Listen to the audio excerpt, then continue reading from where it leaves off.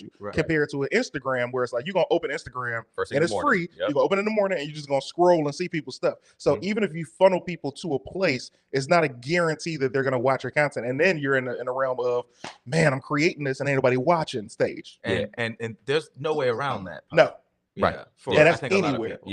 I think that's where it can get tough. And I think that's where you go, all right, this is where either I have my, like you said, my core fan base, and I can't focus on views. Because even like patreon.com/animation, anime podcast, SHUN. But like the same thing with us. We normally stream the podcast, we do a live podcast or whatever.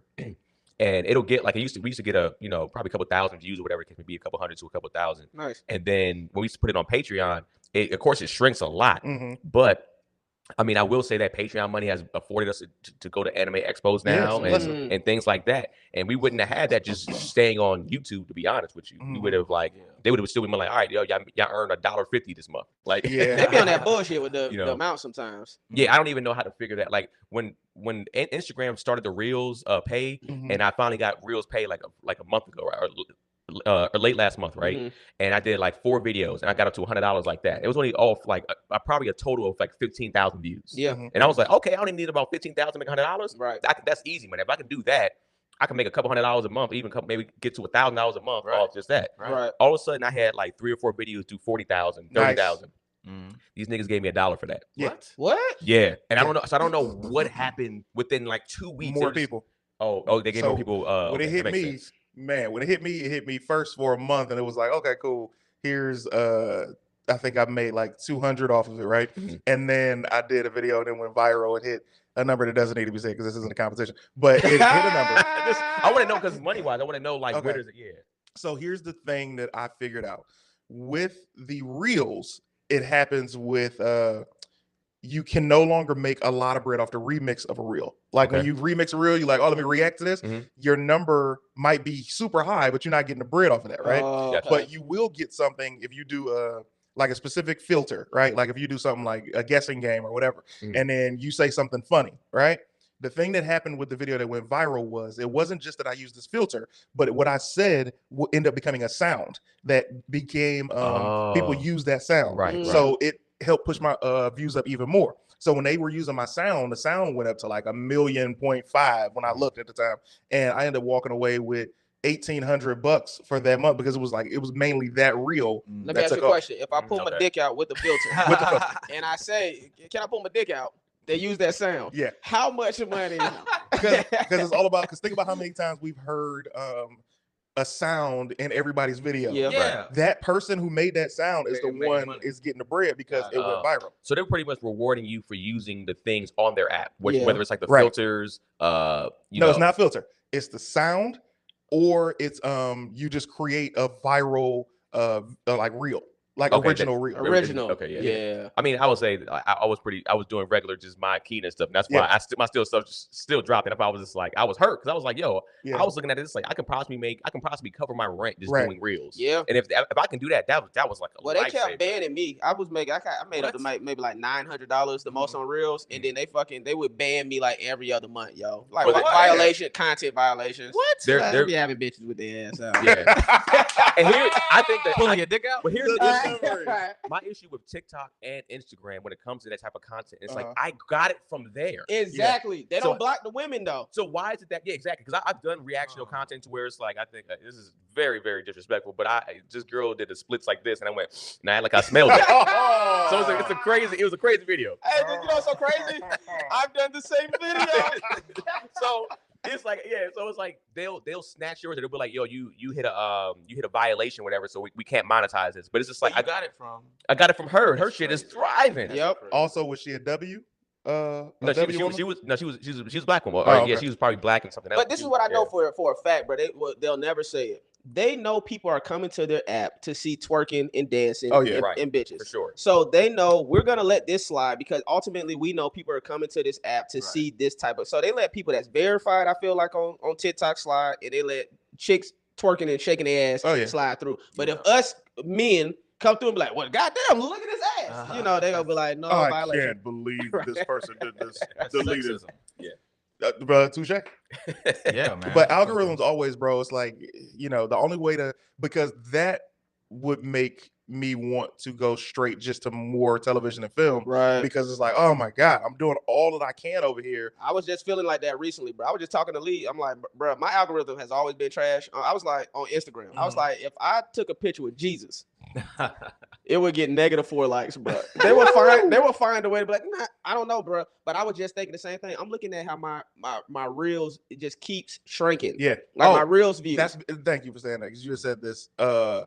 More people are in the pot now, right? So when you just say, you're like, yeah, it came on for me about a month and a half ago, and I'm like, oh man, mine's been activated since at least November, right? Okay. So if you look at around then, it was a beta test. So when you beta test something, it's a smaller group. That means there's more money for everybody. Now that they've opened it up to everybody, the money's going to go down. It's no different than how YouTube's money went down because there were so many people that got monetized compared to I think Facebook money is still up because it's very hard to meet their process. Golly, Yeah, they just make that shit up.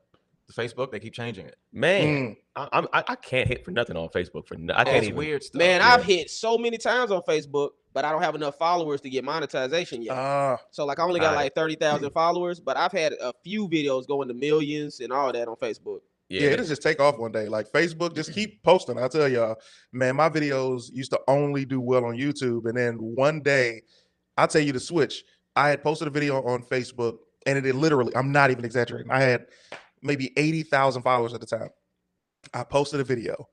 It got 0 views that entire day. I was like, something had to have gone wrong. 0 views? Right. At least one, 0 views. I said, fuck it. The next day, I posted the exact same video again, and it hit 1 million. So it was like, you'd never know, bro. So did you repost it, or did you delete the original and then repost it again like that? Like you reposted like a... Yeah, I reposted the exact same video. Like I deleted it and reposted it. How long was the video? Back in those days, they were only like 2 minutes at most. So when you was doing your YouTube videos, how long is your YouTube videos? That's the thing. So YouTube videos used to be anywhere from 4 to 15 minutes at the time. And then I was just like, because I start seeing the not prank people, but the vlog guys. The vlog guys do videos that are like 4 minutes sometimes, and you're like, oh, so I have to be around this to be able to maximize something. But then a lot of the people that are in the sketch world, they'll still do 9 or 10 minute videos and they'll do well. But their algorithm is so different than mine. I can't even gauge it. I know that on YouTube and on anything, if you just post consistently, same times, something will happen for you. Gotcha. Hey, that's what I want to ask you about. I'm gonna ask all y'all this because me and Keenan, we had an interesting conversation yesterday. So this is something I realized. I went to your birthday party. Thank you for coming. Hey man, thanks for the invite. You know what I'm saying, man? It was a great party. You got a lot of friends. I truly believe if I threw a birthday, let me tell you a deep fear of mine. I've never had a birthday party. Like, wait a minute. What? Even as a child? Never. My parents didn't care. What? They got me a birthday cake. That sucks, dog. That is horrible. As a child, you should at least have had a birthday party. My parents were like, no, it's okay. Nigga, this is the origin story of your villainy, bro. Yeah. You never had a birthday party? We got it. Finally, we got it. Wow. It makes a lot of sense. Yo, this nigga never had a birthday party, dog. Wow. Never had a birthday party. But you know what's so funny? So this is the funny thing. This is what I realized too, man. I'm gonna show you, mother. I'm gonna show you. I'm not laughing at you not having a birthday party. I'm laughing at your reaction to not. Wait, hold on, Trey. Have you had a birthday party before? Yes. It's Trey. Look at this nigga. This motherfucker, likable, handsome motherfucker. He got a permanent birthday smile. Yeah. He does. For me? For me? Really? For me? Thanks, Mom. Like, thanks, Mom? Thanks, Mom. So this is what I was gonna get to because that's hilarious. One, that's something that me and Keon was talking about yesterday. He was like, where's the chip on your shoulder comes from? Yeah. Where did it come from? And I should have said the birthday party. That's real. But I told him it was when you're immensely talented and you feel like you're overlooked. That's where the chip can come from. Yes. That being said, when I was at your birthday party, a lot of people were saying how they felt like you changed. Now, and Keon was saying the same thing to me. He was like, I feel like you've become more mature. In my eyes, I'm the same nigga. Same person. But their view of you has changed. Right. Yeah. But I respected what he was saying. However, do you feel like in your success you have become more humble?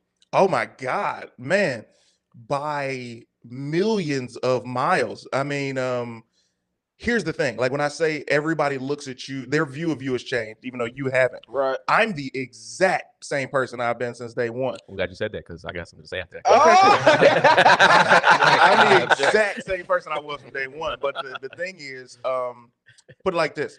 You know, when I came in the comedy, I'd be like, hey, man, you know who the fuck it is. It's me, right? Right. And people would laugh, right? And then you start seeing some success, and then you say that, and people are like, ooh, right? And it's like, wait, what's going on, right? Because then it comes across like super cocky. Or It comes across like that. And then at the same time, it's like, I am somebody who's grateful for life, right? Mhm. Like my dad died in 2017, bro. And when that moment, when we got the news that he was sick probably a year and a half prior, I was just like, wow, this is my father. You know what I mean? Like, I think I was 28, about to be 29. And I'm like, what? Like, this is, I thought you was about to say, I was about 28, 29 when I met him. No. And get that attached? Damn, I can't believe you about to go. Oh, I just met you, man. Yeah, man, Jay-Z, that's kind of what Jay-Z's story was. That's a little unfortunate. bit. Yeah, That's That unfortunate. is unfortunate. My dad's been there since day one. But I become so grateful for life, right? So where I am now is I'm grateful for even being able to touch my finger and feel it, to be able to blink, to be able to move on my own. You know, nothing's on your own. God got you. But I mean, like, the gratitude from that. So any type of monetary success, any type of career success, any type of peer respect, I'm so grateful for, because I'm like, man, I know how hard this road is, and I know how many people don't get to see the light at any tunnel. Right. So it's like, yeah, man, I'm extremely grateful, bro. I'll go for it. I was gonna say, I do think there is not necessarily change, but growth in people, and so I guess there is a slight change in some. To say I was gonna say to Clayton, like Clayton doesn't think he's an asshole, right? And if he says he hasn't changed, you were an asshole, Right. Tell me how I was. Tell me how I was an asshole. Clayton, we've had this. I said, tell me how I was. I know how you feel I am now. Tell me how I was. If you go up, if nobody's saying anything to you, and you walk into the room like, yeah, I'm the best in this room, nigga. I'm about to go up next.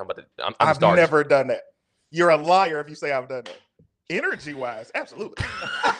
Absolutely. But I've never said that out loud. I'm the pinpoint best. May 10th, whatever day. I can't pinpoint that. But, bro, You're lying. Uh-oh, y'all ain't gonna fight. No, You ain't gonna pull your dicks out. what we'll see, nigga. well, who got the biggest dick? That's what really matters. We've I had am uncomfortable. very uncomfortable. But me and Clayton have had, and these are conversations that we'll keep between us, right? We've had conversations between us where I've shown and proven, right, that he was. But that's why I said, okay, you Okay. can say it. I mean, it's fine. But when, like, he's giving an example, perfect example. For New Year's, right? And if you're in town, it'd be great. Be great to have you. Thanks. Trey, you know, as well. You know what I mean? This is because you're here invite. No. I know. You know what it is? Oh yeah, that's right. Oh yeah, by the way, I don't have none of your information. I have none of your phone numbers are like that. Since you're here, which makes him an asshole. Go ahead. There we go. Go ahead. Trey has always been like a little brother, like ever since he moved here. But Trey and I have never been able to, like, we never just went to go grab something. I'm taking you home, but it's like you've never been to the crib and had some food. Not like you're not welcome, but it's just like, I know you got your circles and shit like that. But my circle's always wide open. Right. Well, hey, I was waiting. I'm glad because I was the whole This is time. what Trey was here for. Yeah, I came just to be. Cause I want me down, I get it. Hate that I keep winning. Stab my back is tempting.